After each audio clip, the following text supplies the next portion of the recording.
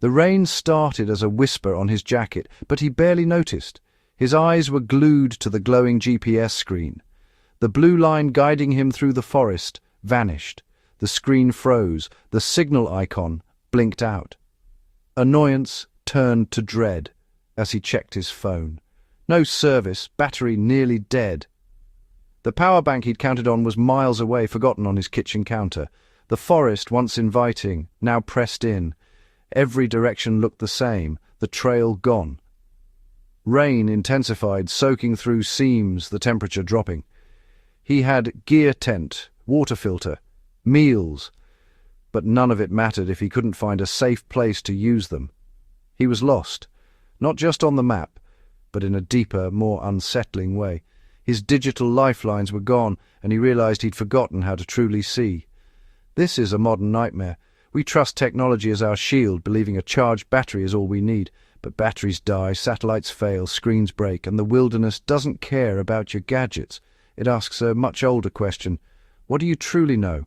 When the devices go silent, so does your sense of control. The silence after a dead device is the most profound silence of all. In that moment, you're forced to confront your own preparedness.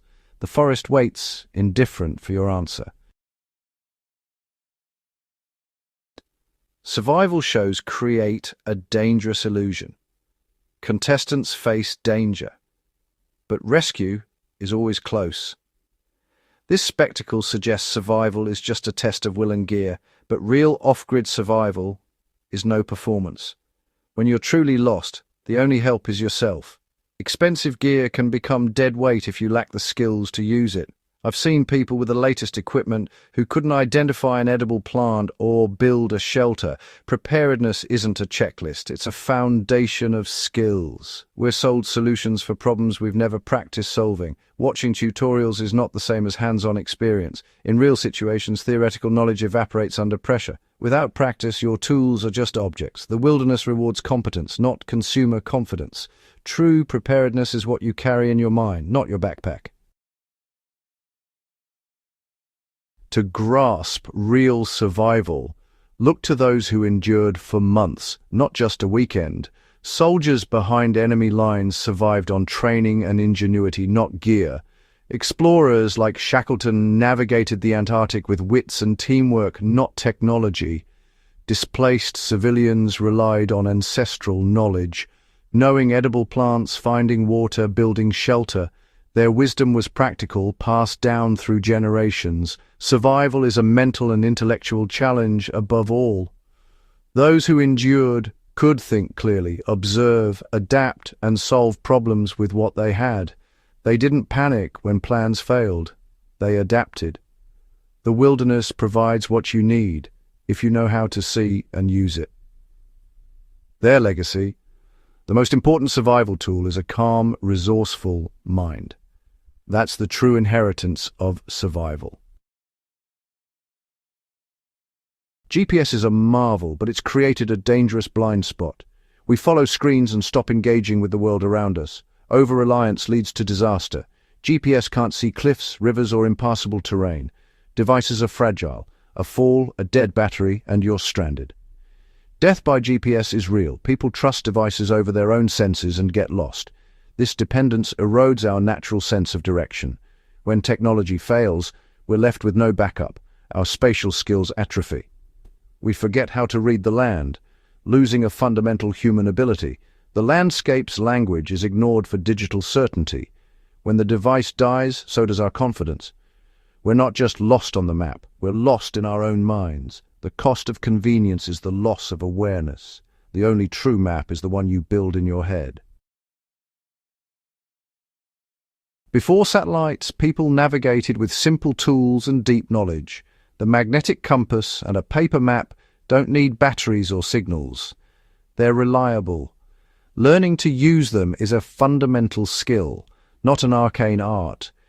It forces you to observe, compare, and build a mental map of your surroundings. You're not just following a line, you're understanding your place in the landscape. Nature itself offers clues: the sun's path, the North Star. the shape of trees, the flow of rivers. These signs aren't foolproof, but together they form a language. Reading them takes practice and immersion. Following a stream, noticing moss, or reading the wind, these are skills that never run out of battery. The land speaks. You just have to learn its dialect. This knowledge connects you to an ancient tradition of wayfinding. It's robust, enduring, and always available. The more you practice, the more fluent you become. In the wild, this fluency is your true compass. The land's language never fails. In survival, 3 needs come first: shelter, fire, and water. Modern gear is helpful, but it can fail. Knowledge is unbreakable. Shelter isn't just a tent. It's knowing how to use the landscape for protection. Building a debris hut or finding natural cover can save your life. Fire is more than a lighter. It's knowing how to make sparks catch, even in the rain. Understanding wood types and fire-building techniques is crucial. Water filters are great, but knowing how to find and purify water is better. Look for indicator plants, follow animal tracks, listen for streams. Boiling water is the most reliable method, simple, effective, and ancient. These skills require practice, not just gear. The true key is skill, not kit. Master the basics and you're prepared for anything. In the wild, knowledge weighs nothing but means everything. The hardest battle in survival is in your mind. Panic is the first enemy. It clouds judgment and wastes energy. The first skill: stop, breathe, and think. Once panic fades, despair can creep in, draining your will. Structure and routine are antidotes. Break survival into small, achievable tasks. Focus on the immediate: gather wood, improve shelter, find water. Acceptance is crucial. Acknowledge your reality and work from there. Don't waste energy on what-ifs. Focus on what now. Use what you have, where you are, with the skills you possess. Celebrate small victories. They build confidence and momentum. Positive self-talk and process-focused thinking are your psychological armor. You must become your own motivator and leader. Mental resilience is built on calm, routine, and acceptance. In true isolation, your mind is your greatest ally or your worst enemy. Survival starts and ends with mindset. Survival lessons aren't just for the lost, they're for everyone. Our dependence on fragile systems makes us vulnerable. The hiker with the dead GPS is a warning. Knowledge is true security.